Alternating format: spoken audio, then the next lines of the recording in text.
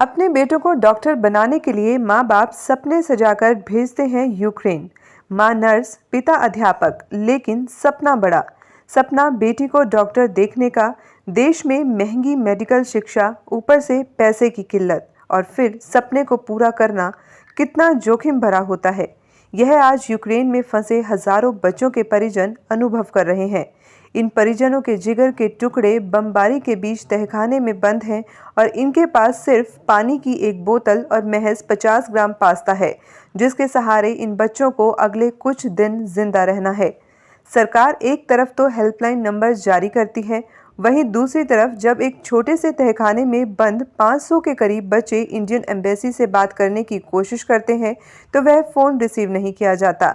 इसके बावजूद बुलंद हौसलों के साथ बच्चे अपने पेरेंट्स को कहते हैं कि पापा चिंता मत करो, हम सब ठीक हैं। लेकिन रूस की बमबारी, एयर अटैक और सेना के हमले के बावजूद इन बच्चों का वहां से निकल पाना लगभग नामुमकिन है। भारत सरकार से परिजन मदद चाहते हैं, लेकिन भारत सरकार फिलहाल खाना पूर्ति करती ही दिखाई दे रही है। कुरुक्षेत्र के गांव भूखड़ी की बेटी शिवांशु डॉक्टर बनने का सपना लिए दिसंबर में ही यूक्रेन गई थी। वहां पर खार्किव शहर में यूनिवर्सिटी में दाखिला लिया और वहीं अब रूसी सेना के फायरिंग रेंज में है। तहखाने में बंद बच्चे शीशे में से उजड़ते हुए खार्किव को देख रहे हैं। शिवांशु के पिता और परिजन परेशान हैं। वो अपनी बेटी से केवल व्हाट्सएप चैटिंग ही कर पा रहे हैं, क्योंकि खार्किव में जिस बख्तर बंद तहखाने में यह बच्चे छिपे हैं, वहां मोबाइल की रेंज भी कम आ रही है। लेकिन उन्हें उम्मीद की किरण दिखाई दे रही है प्रधानमंत्री नरेंद्र मोदी से। शिवांशु के परिजन मांग कर रहे हैं कि उनकी बेटी को जल्द वापस इंडिया लाया जाए, जिसके लिए यह परिजन अब भारत सरकार से मदद चाहते हैं। सर, बेटी मैंने 1 दिसंबर को गई थी सर यूक्रेन खार्किव MBBS के लिए। तो अब हालात क्या है? बात होती है सर, अभी बात हुई है जैसे कल से पहले तो जब बात होती थी तो सब नॉर्मल कहते थे बच्चे की ठीक है, लेकिन कल से बहुत बुरी कंडीशन है। बच्चे बुरी तरह से फंसे हुए हैं। अभी बॉम्ब शेल्टर में शिफ्ट कर रखे हैं बच्चे, और उनके पास सिर्फ एक पानी की बोतल है और बहुत परेशान है। बार बार फ़ोन आ रहे हैं कि पापा आप कुछ कोशिश करो। और हमारी सर अब तो भारत सरकार से ही उम्मीद है, हमें इस नेतृत्व पर पूरा विश्वास है श्री नरेंद्र मोदी जी पर, कि वो बच्चों को इस बुरी कंडीशन से निकालें और अपने देश में सुरक्षित वापस लाएं। कितने बच्चे हैं जो? सर, बच्चे से जैसे अभी बात हुई है उस बॉम्ब शेल्टर में लगभग 500 बच्चे हैं, जिसमें से आइडिया है कि 400 के या 450 के आसपास इंडियन स्टूडेंट हैं। तो हालात क्या बताती है बच्ची? हालात क्या होगा? बच्ची बता रही है कि जैसे वो तो अभी सिर्फ बाहर देख पा रही है शीशों से, खिड़कियों से, तो कह रही है कि धुआं ही धुआं नजर आ रहा है और बम की आवाज़ आ रही है। और बच्चे बुरी तरह से सहमे हुए हैं। तो खाने के लिए दिया कुछ? खाने के लिए उनको सिर्फ एक पानी की बोतल दिया और थोड़ा वो दिया था, पास्ता। हाँ जी, पास्ता दिया था। आपने कहीं अपील वगैरह कुछ करी है या कोशिश कर रहे हैं आप अपने सर पे बच्चे वापस लाने की? बच्चे सर वहाँ से बोल रहे हैं कि हम बार बार वहाँ पे एम्बेसी में टच में हैं। तो अब पैसा लगा के भेजा, बच्चे वापस बुलाएंगे अगर ऐसी मुसीबत रहती है तो क्या? सर देखो, सबसे पहले तो लाइफ है, बिल्कुल बुलाएंगे सर, जो भी हमारी पूरा प्रयास है। तो जब आपने भेजा तो उस समय तो हालात सब नॉर्मल था? सब उस टाइम बिल्कुल नॉर्मल था जी। हाँ जी, और अब भी जैसे 5-6 दिन पहले बात होती थी, बच्चे ये कहते थे कि आप चिंता मत करें, यहाँ सब ठीक है। अब क्या कहती है बच्चे से बात? अब बच्चे तो यही कहते हैं कि हमें तो वापस आना है। घबराए हुए? हाँ जी, बिल्कुल बुरी तरह से घबराए रहे हैं बच्चे।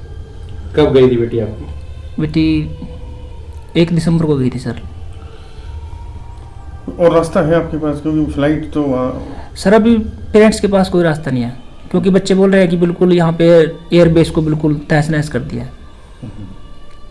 और जिन बच्चों की फ़्लाइट्स वगैरह बुक है, जैसे किसी की 27 की बुक है, किसी की 28 की बुक है, तो उनके लिए भी आना तो पॉसिबल नहीं है सर अभी तो। एयरबेस भी नहीं है? हाँ जी। तो जहाँ पर अभी बैठी है वो कहाँ पड़ती है जगह और क्या हालत है? वो सर मेन सिटी है सर वहाँ का, खार्किव।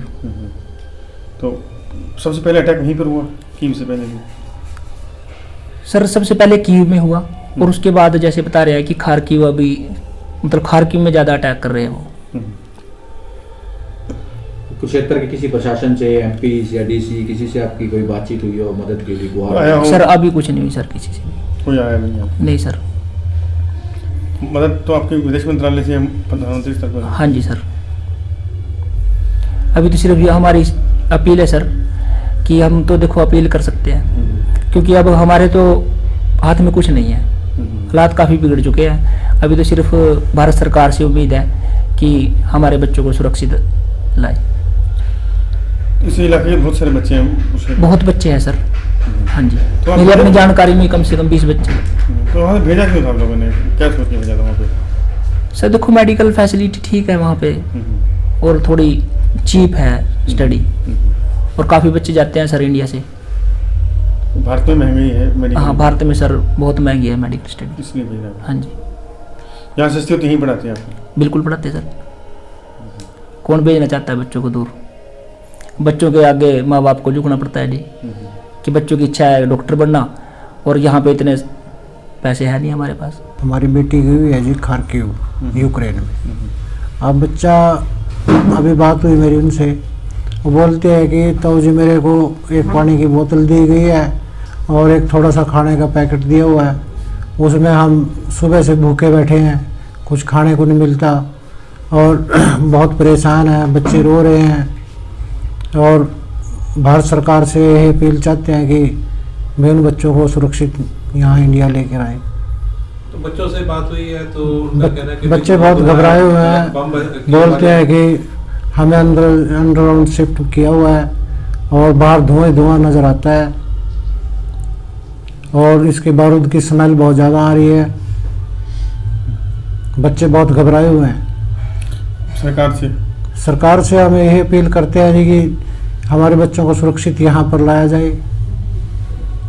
ये अपील करते हैं सुरक्षित बच्चे हमारे यहाँ पहुँच जाए, बच्चों को पढ़ाने के लिए बाहर भेजा जा।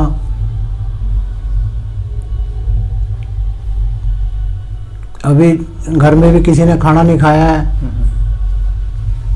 चिंता में सभी हमारे भाई भी चिंता में हैं, हमारी मम्मी भी चिंता में है।